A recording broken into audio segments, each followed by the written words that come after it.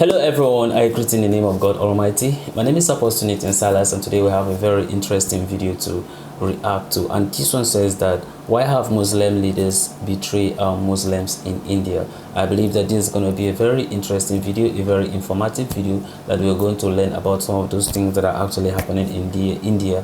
For some of us who don't have the opportunity to travel over there to witness what some of the Muslims are actually facing, or should I say what the believers actually face in India.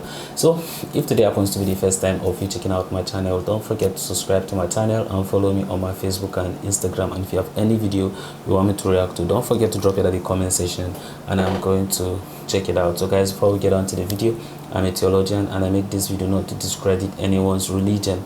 This is basically for educational purposes, and I believe that at the end of this video we all are going to learn from this. So let's get down to this video and check this out.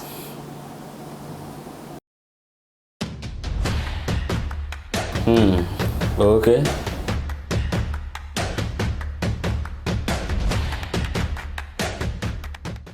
Hello, I'm CJ Wellerman.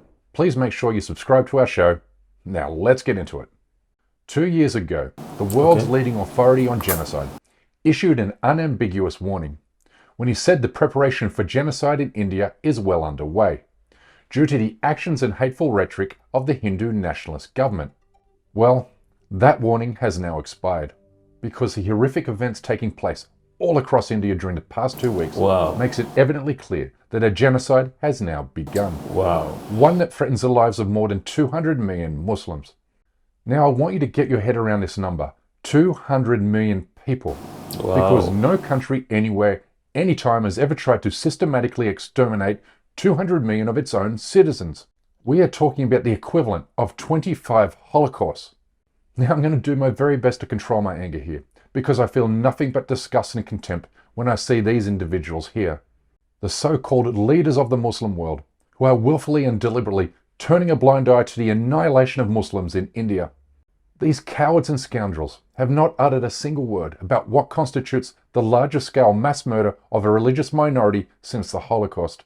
Mostly because this genocide enjoys the full backing of their dear friend, the Indian Prime Minister Narendra Modi, who has bought the love and affection of Arab Gulf regimes by handing out one sweetheart trade deal after another. I mean, let's not forget that the United Arab Emirates awarded this Hindutva thug its highest civilian award not long after Modi encouraged RSS and other Hindu nationalist goons to mass murder 2,000 Muslims in Gujarat while he was Chief Minister of the Indian state. And in all this time, only 2 Muslim leaders have condemned Modi and his hateful ideology. Turkey's President Recep Erdogan and former Pakistani Prime Minister Imran Khan, who is now in jail on bogus charges because he dared to stand up to the United States military. The minister gave a statement that in RSS camps, terrorists are being trained. And these terrorists butchered 2,000 Muslims and 150,000 Muslims were made homeless. Meanwhile, the current leaders of the Muslim world watch on in silence as Muslims in India are mass murdered and gang raped in broad daylight, while their mosque and holy books are destroyed and desecrated. Anti-Muslim pogroms are being carried out across the country and on a near weekly basis. This chart here shows only a single 7-day period of murder, rape and terror that occurred last week, while this chart here lists known attacks against Muslims that occurred during the Islamic holiday of Eid in June. How can any Muslim in India feel safe from harm today, particularly when many of these attacks take place either in the presence of police or with the participation from the police? But leaders of the Muslim world remain deaf, dumb and mute to this week-on-week violence which is escalating daily. I mean, did the governments of Saudi Arabia, UAE, Egypt or Iran say anything when this mosque was firebombed by Hindu extremists last week? Nope, not a word. Or what about when this Indian railway officer hunted Muslims aboard a train in Jaipur, shooting dead 3 innocent Muslim passengers while shouting, "Vote for Modi"? Nope. Total silence from the Muslim world again. They should listen to the great Indian novelist Arundhati Roy, who said this about the killer. You have a situation where a railway protection force officer is walking down bogies, shooting Muslims and saying you must vote for Modi. and it's a mistake to think this person is mad, this person is sane, this person is just absorbing all the propaganda day and night that's coming out at him. It's important to acknowledge that each one of his Muslim victims led meaningful lives and families. One of those killed was the imam at his local mosque in Pune. तो उसने बताया कि सब कुछ ठीक है यहाँ पे, पुलिस वाले हैं यहाँ पे मौजूद, तकरीबन 12:30 से 12:30 के बीच में ये हादसा हुआ। My ears hurting, you know. गुंडों ने आकर के, या दहशतगर्द कह लीजिए, उन्होंने आकर के मेरे भाई पे हमला करके और उनको शहीद कर दिया। But before we go on, we urgently need your help to counter injustices in the Muslim world, and we can't continue this effort without you. So please consider supporting my journalism at patreon.com/CJWellerman. Our program is made possible only because of the support we receive from our wonderful patrons. Please join them in helping me bring their stories to a wider audience. Thank you. Now back to our show. The attacks we have covered here don't even scratch the surface. We just don't have the time to cover every single one of them. But it's totally unacceptable that Muslim leaders said nothing and did nothing after Indian government-backed Hindu extremists attacked this mosque in Gurugram last week and murdered its 19-year-old deputy imam. And nor did MBZ, MBS, CC and Co. say anything when the Indian government bulldozed more than 300 Muslim-owned homes in Haryana last week, leaving hundreds of Muslim families homeless and on the streets. Instead, they turn a blind eye to their suffering, offering only a cold heart to this Muslim woman who stands over the ruins of her demolished home, which have been bulldozed by the Indian regime as a form of terror and collective punishment.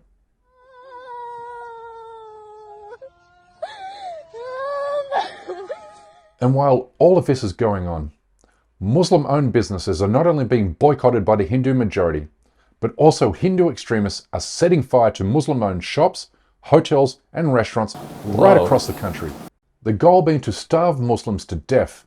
This is exactly what Nazis did to the Jews in the years leading up to the Holocaust. In the 1930s, German mobs walked around towns escorted by police, calling for a full economic boycott of Jewish citizens and action against foreigners who criticized the government, including US and British journalists. I mean, does this ring any alarm bells? My Twitter account and this YouTube channel has been banned in India by the Modi regime because I expose its human rights abuses against Muslims. So mark my words, we are less than a year away from a full-scale Muslim Holocaust. What's happening to Muslims in India today is the exact same thing that was happening to Jews in 1940, the year before the Nazis enacted their final solution. But whereas the Western world mobilized its forces to crush Nazism and save the Jewish people, the Muslim world and Western world can't even raise their voice for Muslims in India. Now, I want you to imagine you're a Muslim living in India at the moment.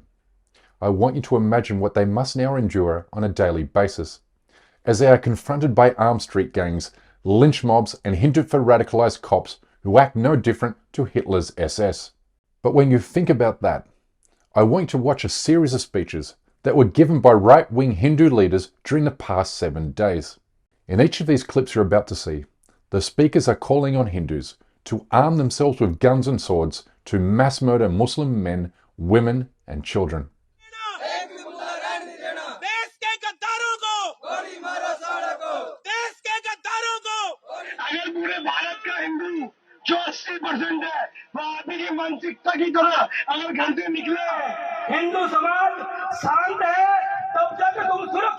When I watch these speeches and see these acts of mass violence, all I can think about is the total absence of courage from the Muslim world to speak out on behalf of Muslims in India. After all, the governments of Muslim countries had no difficulty in condemning this racist lunatic who set fire to the Quran in Sweden. Some even called for a boycott against Swedish-made products. But where are the calls to boycott India? And look, I don't mean to be flippant here, and nor do I intend to make light of acts desecrate holy books. But at the end of the day, books are replaceable, humans are not. I mean, the Kuwaiti government responded to the Quran burning protests in Sweden by producing 100,000 more copies of the holy book. But needless to say, it's impossible to replace the lives of murdered Muslims. The failure of Muslim countries to speak out against the persecution and genocide of Muslims in India And Kashmir is the ultimate betrayal of Muslims and Islam, period. And to that end, MBS, MBZ, Sisi et al. Now have Indian and Kashmiri Muslim blood on their hands, because silence is complicity. Wait, these governments are not even silent. They are making deals with Modi on territory where Muslims are being slaughtered, which is why we must speak out as loud and often as we can for persecuted Muslim minorities. Our show will always remain committed to that. Anyway, that's my time for today. Please don't forget to subscribe to the channel, and we kindly ask you please support our effort to expose and confront injustices in the Muslim world by becoming a member of this show at patreon.com/CJWellerman. We can't produce, sustain and grow this show without your help, and we offer exclusive benefits to those who do. But for now, good night, good morning, wherever you are, and stay blessed.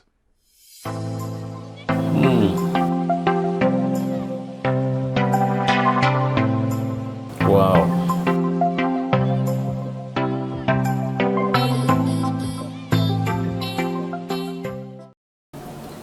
Wow, that's a very interesting video, a very sad video, of course, understanding some of the things that people are actually going through in India, the Muslim minority, precisely. And maybe probably not really about the Muslim alone, but I don't know what is actually happening to some of the Christians that are actually in India. If a Muslim population of over 200 million can be attacked, you understand, and put their life, you understand, in danger, then what will now happen to the Christians, you understand, who are also there? That's why I wish that maybe probably the United States or probably the UN should kind of look into this so that they can be able to save life of believers, since some of them, you understand, are actually in danger by the Prime Minister, or should I say the regime of Modi. Because if you look at it by the video, for some of the violence and some of the things that are happening, how lives are being taken away from people with the major people that maybe probably they are expecting that she should say something about it, they are not actually saying anything about it. So some of these Muslims are feeling betrayed, because they become target of attack because of what their religion. And that's why I'm saying that please, the United States should kind of look into some of these things if they can be able to like come to their aid. And then if you look at, understand, for some of these leaders, you see they are not saying anything, and I believe the person making this video is kind of maybe making reference to some of these shall I say the Arabian Peninsula, some of the Arabs, you understand, leaders. They decide not to say anything because they expect them to condemn what some of these things that are happening. But that's why I used to say in my video that some of these leaders are already get consumed by some of these material things or whatever territory that they want to have. Some of these leaders have signed treaty with some of these nations, and that's why you see they are not able to say anything innocent about it. And then life of humans, life of believers are being mined, understand, every day, becoming, understand, a target. Why? Because of some of those treaties they have signed. And what's the benefit of some of these treaties is because of most of these nations have something they are benefiting, innocent, from it. It could be in terms of, innocent, business transactions and all those things. But the problem is, what profit or what benefit will it be to them, to the life of human being, you understand, that they are losing, you understand, every day? And that's why I used to say in my videos that it will be a good thing that some of us should be very, very closer to our maker, because we do not control this life. And then if you look at some of these treaties and some of those things that are happening, it means that this life can be taken away from us. So if this life is being taken away from you and I, where are we going to find ourselves? Where are you going to find yourself? And that's why we need to be what? Very closer to God, so that whenever, in a certain way, it happened, then you can be able to like know that despite the fact that you must have maybe probably suffer in this very life, so you need not to go to afterlife and then go and suffer again. We are not saying that we are encouraging or we are endorsing some of those things that these leaders are doing, but we are saying that we should be very closer to our maker. And then we also pray that some of the US can kind of come, you understand, on the aid of some of these people, because when we talk about, in a sense, 200 million people, this can be made up of an average of 20 countries. That's if we have to look at it based on countries with 10 million population, and then you are persecuting some of these people just because of their religious belief. I feel that it's not right like that. And I do not know the situation of Christians, you understand, that is actually, or what is actually happening to them who also live in India. I know that for some of you who are there and then actually watching some of these things, can kind of tell me some of their experience or what is actually happening over there, because in watching this, like, I became very devastated, you understand, hearing some of these things that is happening. There's a need for us to just stop all these things. At the end of the day, what are we going to benefit from this? What are we going to take, you understand, from this very world to heaven? Like, what are we taking? We are not taking anything. So what's the need of all these things, killing one another and all those things? To what benefit? Why don't you allow people to serve their maker and at least live that very limited time that God have set for them to live here on this very earth, rather than taking the life of people? I feels like this is not right, but then we have to be very closer to our maker, and God is going to save his children. So this is the end of my video. If you like my reaction, you should like, share and subscribe. And I want you to drop your thought and opinion at the comment section concerning what is really happening in India. For some of us who are not there, may not really understand the true picture of what's really going on there, but then we have to keep praying for, you understand, believers who are in such nation, for God guidance and then protection. So I see you in my next video, and may God bless you all. Bye bye.